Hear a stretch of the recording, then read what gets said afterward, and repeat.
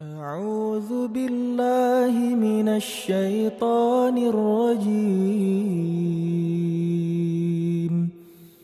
بسم الله الرحمن الرحيم. Ini juga penting teman-teman. Ternyata ya, kalau kita mau, kan orang bercanda teh pengen semangat lagi nih biar nggak bosen. Bercanda mah untuk menghilangkan sedih, bercanda mah untuk menghilangkan stres, bercanda supaya dapat energi baru kan. Ternyata ada yang lebih efektif daripada bercanda kalau kita pengen semangat lagi. Kalau kita pengen survive dari sebuah masalah, ada yang lebih efektif daripada bercanda. Walaupun bercanda itu boleh. Apa yang lebih efektif? Menangis. Menangis itu, menitikkan air mata itu lebih powerful daripada tertawa. Cuman kita sering memilih tertawa daripada menangis. Sama kayak orang lebih senang minum kopi walaupun minum kopi itu boleh daripada minum air putih. Padahal lebih menyehatkan minum air putih. Cuma kan gak ada sensasinya. Tapi kalau kita bisa mengubah mindset kita, kalau orang teman-teman nanya, ngopi yuk gitu kan gitu ya. Minum air putih yuk kan gitu ya. Bisa gak sih kita ngomong kayak gitu? Nah ini mengubah mindset nih. Kalian lagi ngapain? Lagi minum air putih. Pasti dibilang, gak seru ah. Kalau kalian lagi ngapain? Lagi ngopi. Di mana? Di kafe. Lagi ngapain? Lagi minum air putih. Di mana? Di beer house. Di beer house minum air putih. Kan? Ini kan keren nih. Minumnya air putih. Di beer house minum air putih. Di kafe minum air putih. Kalau yang masih beer house ya. Tapi kalau bisa nggak usah. Terus di tempat apa? Dimanapun. Lagi, hari ini belum minum air putih gitu. Bukan hari ini belum ngeteh, belum ngopi. Pagi-pagi dihidangin kopi sama istri kita. Papa mah sekarang udah gak minum kopi. Papa mah malamnya menangis, siangnya minum air putih kan gitu ya. Wah itu keren tuh. Malamnya nangis, siangnya minum air putih. Berarti papa udah gak bercanda dong. Enggak mah nangis gitu. Jadi air mah nangis sambil tersenyum. Mana nangisnya ya. Coba kita ubah mindset dari boleh minum air putih, tetapi boleh minum kopi, tapi yakinlah air putih lebih baik daripada kopi. Makanya Nabi mengatakan air itu tahurun, air itu bersih dan membersihkan. Air itu bersih dan membersihkan. Dan memang secara medis, secara kedokteran, secara biologi juga air putih paling baik untuk tubuh kita. Sangat menggantikan energi tubuh kita. Tapi kalau kopi sensasi itu, walaupun tetap baik kalau nggak banyak gulanya. Yang masalahnya kalau kebanyakan gula. Jadi gula yang dikopiin, bukan kopi yang digulain, saking manisnya.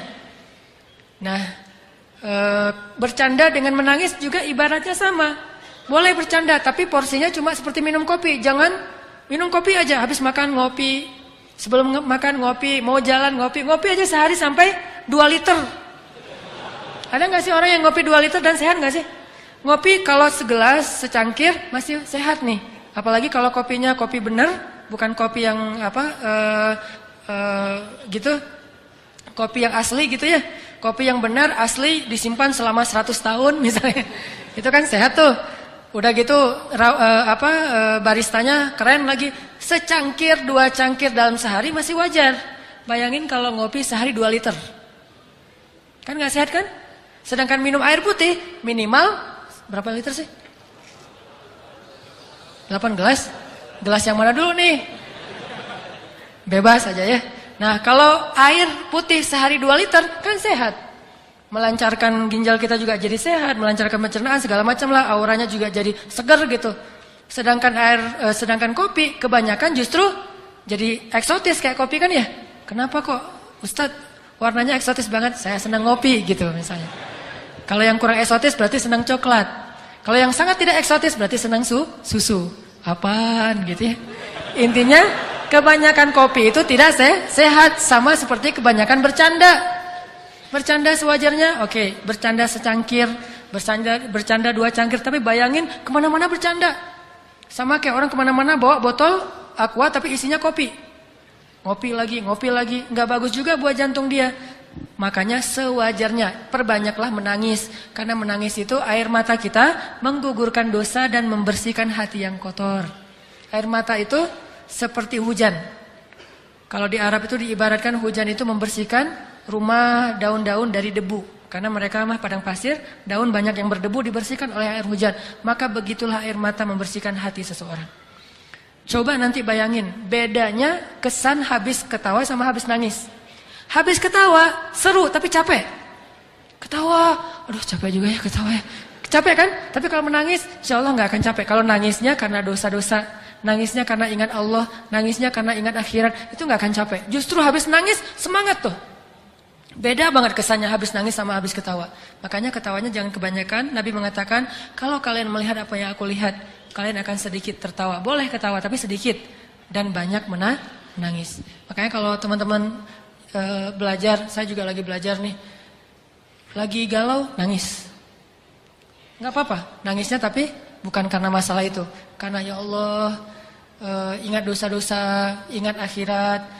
Baca ayat-ayat tentang La uqsimu biyaumil qiyamah wa la uqsimu bin nafsil lawamah.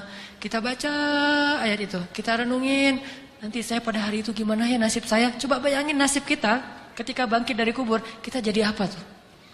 Ketika bisa menangis, berarti mata kita termasuk mata yang diberkahi. Justru salah satu di antara bukti seseorang itu jauh dari Allah, dia matanya menjadi beku, tidak pernah bisa menangis. Dan setelah menangis, pasti kesannya berbeda ketimbang setelah ketawa. Makanya kalau disuruh milih, banyakan mana? Banyakan nangis deh. Tapi kenyataannya kita dalam sehari lebih banyak tertawa, hampir tidak pernah menangis. Tunggu nangis kalau udah banyak masalah banget baru nangis. Dan kita waktu itu akan ngelihat, ketika kita banyak menangis, kita doanya lebih khusyuk, sholatnya lebih khusyuk, ngajinya lebih banyak kan ya, energinya nambah kalau kita nangis, kayak dicas gitu. Sedangkan kalau ketawa jadi males. Sampai Nabi mengatakan kebanyakan ketawa itu bisa mematikan rasa di hati kita, gak bisa lagi mendengar kebaikan.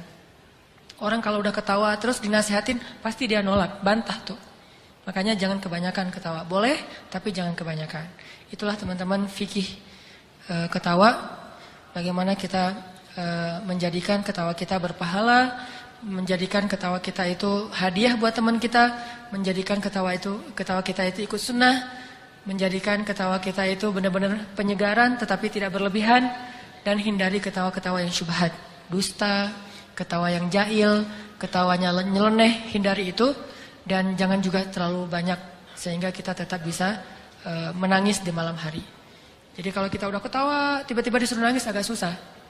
Saya kurang bisa ya langsung membalikkan kondisi dari habis ketawa nangis, susah. Kecuali ketawa, nangis, kenapa ketawa kok nangis? Mati lampu. Lagi film, lagi bola gitu seru, tiba-tiba mati lampu kan nangis ya. Karena mau gol nggak jadi gara-gara bukan nggak jadi gol, nggak jadi ngelihat gara-gara mati lampu. Itu mungkin bisa, tapi bukan nangis karena Allah. Tangisi dosa-dosa, maka bergugurlah dosa itu. Tapi kalau kita mentertawakan dosa, maka bertambah dosa kita. Tangisi kesia-siaan hidup kita, karena ketawa juga bisa membuat hidup kita banyak sia-sia. Jangan banyak ketawa, tapi boleh banyaklah menangis. Cari teman yang bisa buat kita menangis, karena teman yang bisa buat kita ketawa itu udah banyak. Teman yang sehari-hari bisa bikin kita ketawa udah banyak. Yang sedikit itu teman yang bisa bikin kita menangis. Cari itu juga biar balance tadi tuh. Kalau nggak bisa nangis lebih banyak, minimal 50-50 deh. Yang penting harus ada nangis dalam sehari.